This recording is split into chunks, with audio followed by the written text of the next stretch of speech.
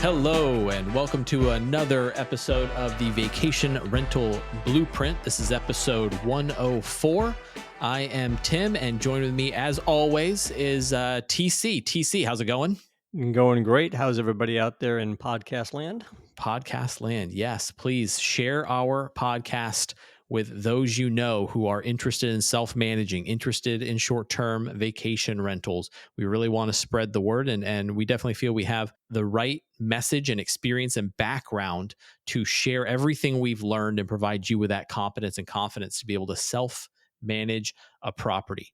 And with self-managing a property, it is inevitable. And what we are talking about today is you are going to have some issues arise after checkout. You're going to have maybe some damages, maybe some excess trash left behind. Maybe the home is excessively dirty. There's a multitude of pressure points, I think, stress points for someone short term vacation rental owning and self managing a property that they think, oh, I need to let a property management do this. I cannot possibly wrap my head around having to manage that. Well, TZ, you and I are here today to say that that's not necessarily true. And there's absolutely a strategy that allows you to ensure clear visibility before check-in and after checkout to maximize the likelihood or optimize the likelihood that any damages you're going to be able to recover through the platform, through whatever platform you use. We've definitely seen a lot in our time doing this. We've experienced a lot of issues and items that have popped up over the years. Well, this is going to be a story-rich episode, to say the least. But really, pre and post inspections is today's topic, and I think I would just love to hear any of your stories, because you could probably just write a book on what you've experienced with checkout shenanigans. Yeah, I think first and foremost, let's set the expectation that some guests will not care for your home the way you want them to. It's just a reality that we all deal with. It's not good, it's not bad. It's just part of the industry. So let me tell you a story.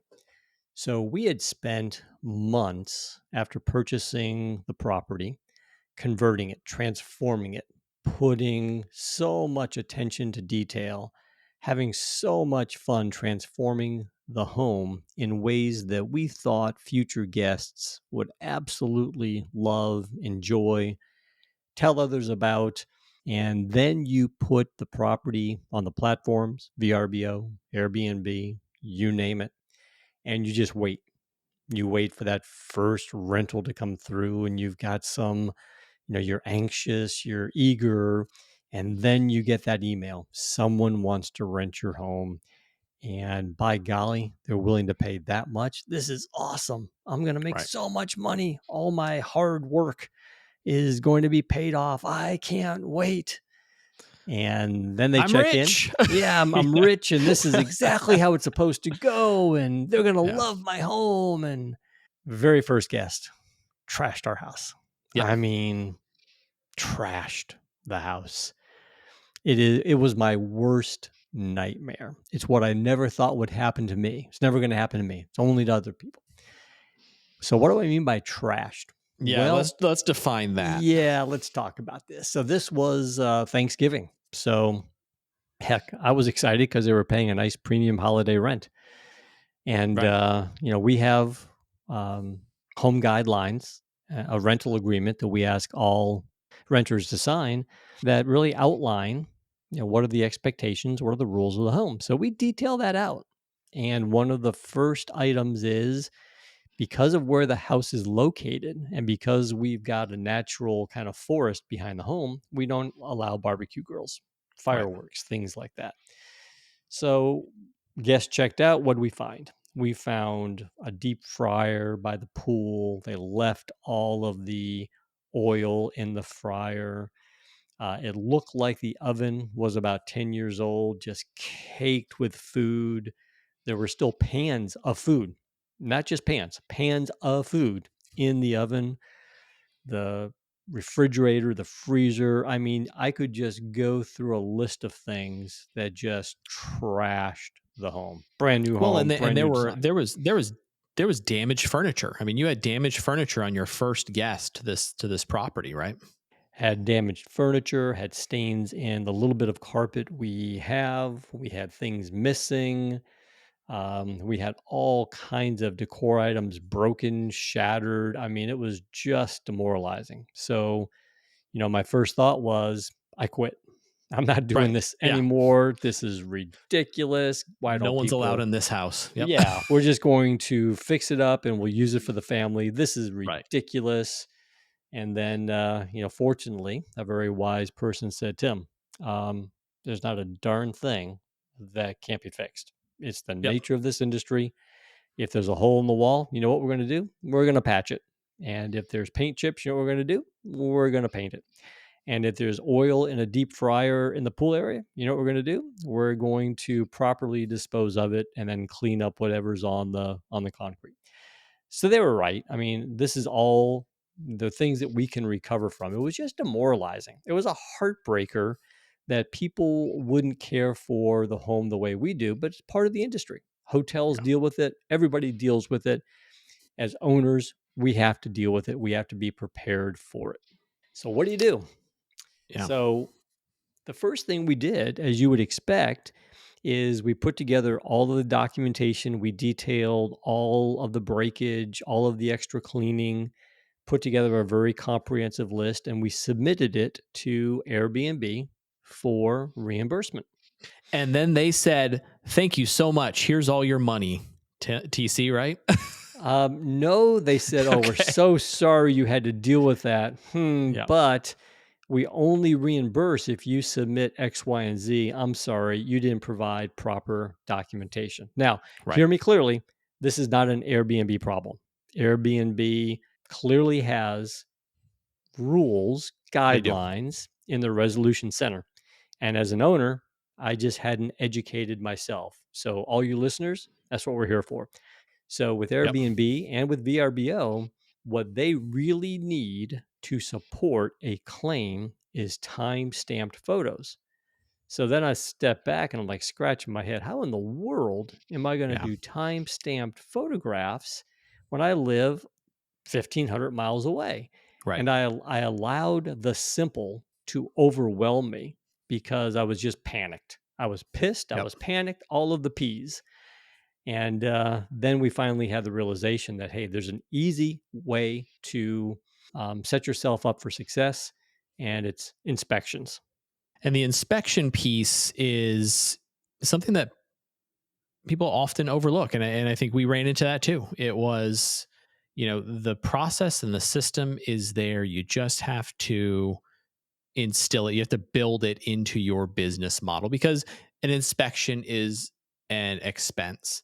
And before you go out and start Googling, short term vacation rental home inspectors, I think there's a couple relationships, as we talked about in episode 103, specifically related to vendors and building relationships with your vendors. There's a couple key vendors that you've already built a relationship with that should, if you selected them correctly, if you've done your due diligence on selecting your vendor, they're already there and they can help you. And those two are, at least I think, those two are your cleaning company. The right cleaning company will have this service, and then also your handyman, your all-purpose fixer-upper of the space. Both of those groups are well positioned to complete a home inspection that will protect your property as you seek to recover damages and just appropriately account for damages and wear and tear from a guest that are outside the normal day-to-day use of the space. Well, and we talk about the mistakes we've made and the lessons we've learned. So here's mistake number 4732 Yep. is I was so mad. I went and found a licensed inspector, a home inspector to do the inspection the first time. And they did Right. an amazing job for like $600. Yep. Ridiculous. But that's me. I always go overboard when I'm so mad, so irritated. What we found, to your point, Tim, is that your handyman and your cleaning team, those are two excellent resources for doing your inspections. And we're talking about doing a pre check in, so before the guest checks in, and a post check out. Now, as I just shared, I way overspent the first time I did this. I think most listeners, they can plan on between a penny and a half, 2 cents a square foot for a pre check and a post check. And it is well worth the money. We'll go into more detail. Right. And that home inspector, and just to be clear on kind of the timing of where that inspector comes into the space, is you really want that inspector at a checkout, at a guest checkout. You want that inspector there before a cleaning company, correct? Because you what you don't want is, you don't want there to be confusion as to, well, they were cleaning the space, so how do you know it wasn't the cleaners doing it, or that damaged this versus the guest, right? That's exactly right. And we had a guest checkout today, and the inspector showed up about 30 minutes before the cleaning team got there. They did their inspection. We'll go into more detail about that here in a few moments. And, we just received a brief text message. Hey, the group was great. House looks great. No big issues. Reports being prepared. We'll send it to you here shortly. Yeah. And I think that's also valuable when you think about your checkout communication with your guest. The platforms will want you to review the guest. They'll want that initial feedback from the stay. And you, as a business owner, you want to know if this guest is someone that, while they're engaged, while they're still riding that high from their stay at your property, you want to know if it's valuable for you to reach out to them and think about, you know, inviting them back for their next stay, and what you have at your disposal to be able to lock them in for a future stay. The last thing you want is to send some automated communication of, hey, please book with us again, if your inspector is at the house taking pictures of damaged furniture, and just a lot of expense and issues that came from misuse of the space. That's exactly right. And today, when the guest checked out, inspection was done. I received the text message that the house looked great. That's when I reached out to the renter, the guest, and said, hey, thank you so much for your stay. It was great hosting you. Thank you so much for the care you showed our home. Love to host you again in the future. Let's please stay in touch. And the next time you're in the area, love to have the opportunity to host you and the family. That's the timing. That works out really, really well because I did make the mistake early on. I was so eager to get bookings that I was thanking everybody before I even saw the condition of the home. Another lesson Right. learned, another mistake made. Well, and I had someone, one of my properties booked a last minute stay. It was a checkout yesterday, and the inspector came in and did their job, and then the cleaning company came in. So I had two touch points on the status of our property. So when I got the communication at 9 o'clock last night that they wanted to check in today, I had that peace of mind as a business owner to say, yeah, I can confidently say, through the home inspection and the cleaning company's recaps, that this home is ready to go. Even though I wasn't expecting, I thought I was going to have a solid week, potentially, of downtime if there were projects or items I needed to work on. I knew from that inspector and that cleaning company, okay, we're ready to go. We can turn this quickly. And this guest that's coming in on short notice, maybe it's a stressful situation for them that's causing them to have to book this last minute travel. I have the peace of mind that we're going to provide a great experience to them, even though it was short notice, and even though it was coming off a longer stay from a prior guest.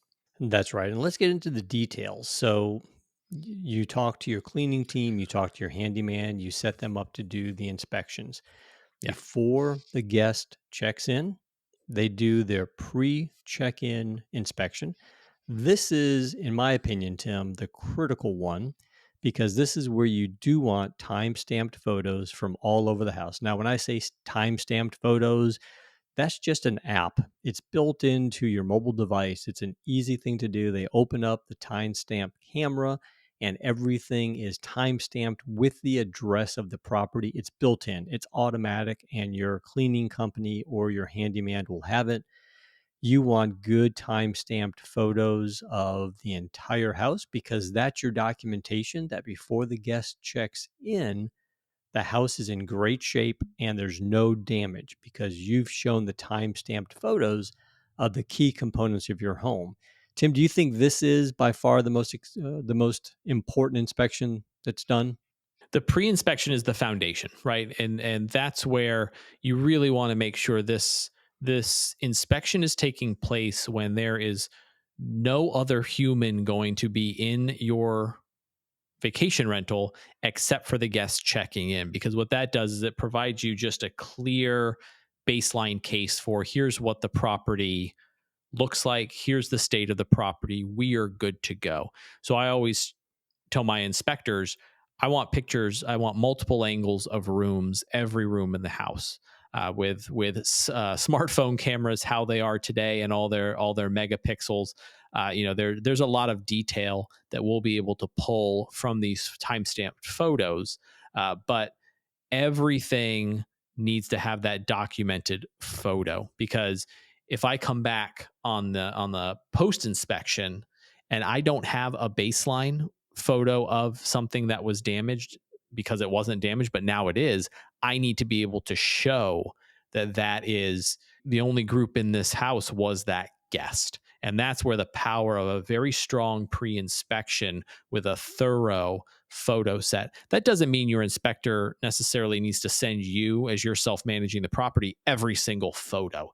You just need to understand that the inspector needs to have access to those photos so that when they need to reference them at checkout, they have them. So, yeah, super important to have that strong baseline if your goal, which it should be, is to make a case that if there's damages, it was directly related to this guest stay.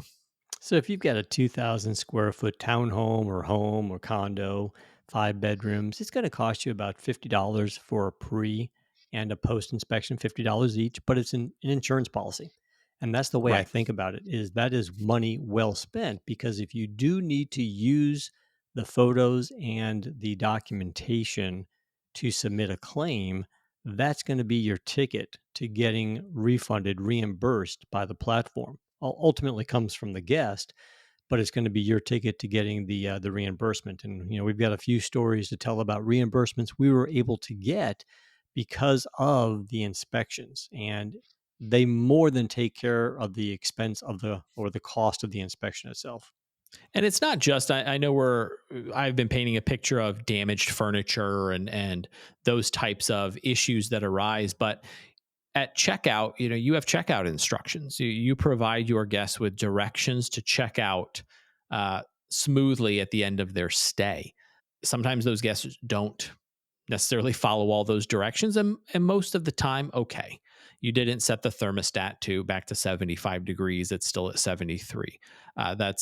That's not anything that we need to go after, but we have run into some issues with trash and dishes and directions that we clearly provide our guests. Hey, to check out successfully, we ask that you do this, this, and this. And when it's not done, that inspector has that list as well. So yes, they're taking pictures of rooms before check-in, but they're also referencing the directions we provide the guests and say, hey, at this house, they want all the dishes loaded into the dishwasher and the dishwasher running before the guests leave. They'd like all towels, sheets, sometimes strip the beds, sometimes don't strip the beds. That's really your choice in self-managing your property, how you want to shape these checkout directions.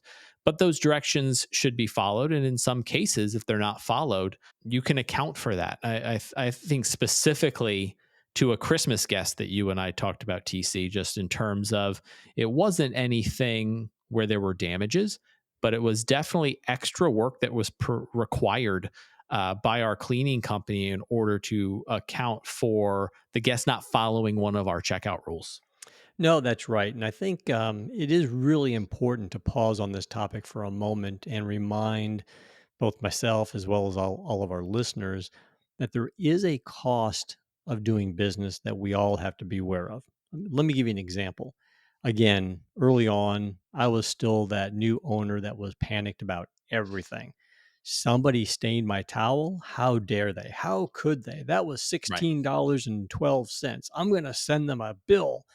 It's cost of doing business. There are some expenses that we just have to absorb. We don't want to penny pinch all of the guests by sending them a bill for a washcloth that disappeared. Sometimes those things will happen, and we all have to use our judgment and determine what's a cost of doing business that I'm just going to absorb and what really is above that cost of doing business that I have to use the reimbursement method through the platform to get reimbursed my expense. And we've got to think about that because we could get a really bad reputation of charging the guest for everything. Hey, they had to take an extra garbage bag out. Right. Okay, well, I say in my rental agreement that's going to be $10. Come on. Sometimes we just have to allow good thinking and good hospitality to enter the equation. And then sometimes they're just so excessive that you need to make that call. And sometimes you still may not make the decision to charge the guest, but there are those instances where setting that expectation for yourself as an owner of, okay, I'm saying, if all the trash isn't removed, it's a $10 service fee for excess trash. Okay, well, what is my point of make or break if I'm actually going to charge someone? And I personally never thought we would hit that point, and then Christmas came along and we hit that point. It was, a fascinating exercise to experience a long guest stay during the holidays, and it was an absolute amazing group. It was an amazing family, and we were excited. We would be excited to welcome them back. But they had a wonderful Christmas, I think, is what the best way I can say it, as thinking back to my childhood and all the great Christmases we had under the tree. The amount I'm sure that they were opening under the tree that day was one for the ages. So I do think, as a self-managing owner, kind of make that mental note to yourself. What is acceptable to me here? What is acceptable where, yeah, I'm going to tell them, you're going to be charged for this or that. But to an extent, that's, we can handle that because that's the service and hospitality that you should be trying to provide. Well, after the Thanksgiving guest that just pretty much broke my back, heart, soul, you Right. name it, that's when we got a little bit smarter. We started using our pre check in inspections and post checkout inspections. And lo and behold, not too long after we started using those inspections, we had a guest that smoked in the home. Yep. And that's a clear rule violation. We put that in our listing, but also in our rental agreement. And as listeners, as owners, that's something that's difficult to recover from. To get the smoke out of the environment totally, so the next guest checking in has a great experience. That takes time and that takes some degree of expense. As a matter of fact, for our home, the expense of smoke mitigation was about $1,600. But we had good documentation. We had photographs of smoking devices in the home. And we also use, and we'll probably get into this in a future episode, we have technology in the home that identifies when smoking occurs, and that's a time stamped event. So we were able to submit the photographs from the inspectors. We were able to submit the report from the technology, and Airbnb was terrific. I mean, they really worked hard on our behalf because we gave them the tools to work with. They could go to that renter and say, I'm sorry, but here are photographs, pre and post. Here's a time stamped report from the technology called Fresh Air. And I don't think you really have a case. You've got to reimburse this owner. And, it took a few days, but we received the reimbursement, and that took care of the expense that we had to put into the smoke mitigation. So I think the moral of this story is when you understand what the platforms need, then you as an owner know what your responsibilities are. Then you set up as part of your support team the inspectors, and now you're in a position to really claim those damages when the event occurs. Now, we've Right. made this sound like every guest is a bad guest. Quite the opposite. I would say 95% of our guests have been Fantastic. unbelievable people, just Yep. fantastic. But it's in that rare occasion where you need to submit for a claim, you need to know how to set yourself up for success and how to provide the Airbnbs and the Verbos with what they need to support you. Well, and I feel like every episode, I kind of go back. We'll just make this a segment in the episode with with a header or something. But you're running a business, and any business you're running, you have to understand what legal agreements you're entered into. Understand your HOA, understand any contracts from service providers, and also understand Airbnb and VRBO as the two main players in the space. They spell it out what you need to provide. They spell out pretty clearly. You just have to spend the time reviewing it and understanding it, because once we understood what they needed and we put the systems and processes in place to be able to provide that if and when it occurred, they've been great to work with. Like you said, I've had no issues with them. No, that's exactly right. And I can tell you, as an owner, it gives me great peace of mind to know that before the guest checks in, I've got this report, I've got these time stamped photos, I know exactly the condition of the home. It gives me great peace of mind. And then when the guest checks out, the inspector goes back in and does the exact same thing. And I know right then and there if I've got to make a phone call to Verbo or Airbnb the next day. But in most cases, I don't. But great peace of Right. mind to have that documentation in my files that I can leverage and use if needed. Once again, it goes back to a prior episode. It's just one more part of your support team. And it's one that we learned the hard way, that it was a very core part of your team to set you up for success. It's that insurance policy. I really do think about these inspections as an insurance policy. It's a small cost that I have to put on my financial model, but it's the insurance policy that's going to ensure I get reimbursed when I need to submit a claim. And going back to who can provide this service, right? As we said, if you've listened to, I believe it was episode 103, and we were talking about vendors, and we said make sure you have amongst a great thorough list of vendors, have a handyman and have a great cleaning company.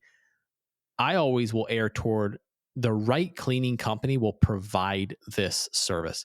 They will have a system in place. Usually, it is the owner or higher up supervisor of a cleaning company who will perform the inspection, because it gives them an opportunity to put eyes on the space as well before a guest check in, and they're focused on getting pictures and getting a strong baseline, and then at checkout make sure there's no damages. But it also gives them the opportunity to check in on the work that their cleaning companies are doing.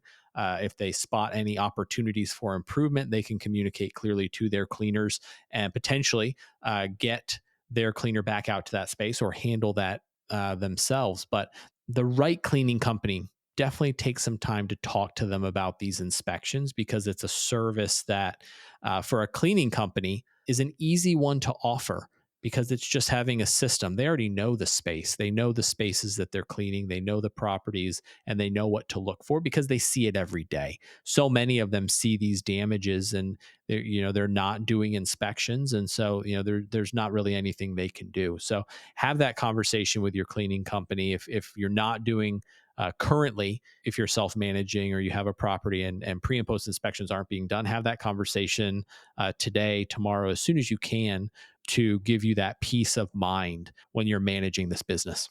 And I think the last piece we can share with our listeners is, how do we build this into our financial model? So here's how we do it. You get to do it your own way. We're sharing our experiences, but here's how we do it. Let's say that, as an example, we pay our cleaning team $300 to clean our home for a turnover cleaning. We have a larger home, so $300 is what we pay. We charge our guest $395 for cleaning. That's clearly depicted on their invoice. We Right. don't think of that $95 as profit. Correct. That $95 that we charge in excess of the turnover cleaning fee, we use that for the inspections. We invest that back into that degree of confirmation that the house is going to be in great shape. So that's the way we do it. When we build our financial model, we show a $300 expense for cleaning. We show a $100 expense, $50 each for the inspections, and then we show a $395 income from what we charge the guest for the cleaning fee.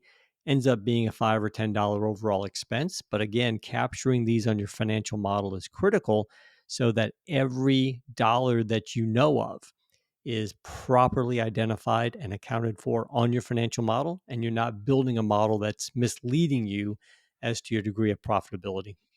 Right. And if that's, $10 of real expense that you're paying for these inspections, and you have, 25 rentals in a year, just basic number.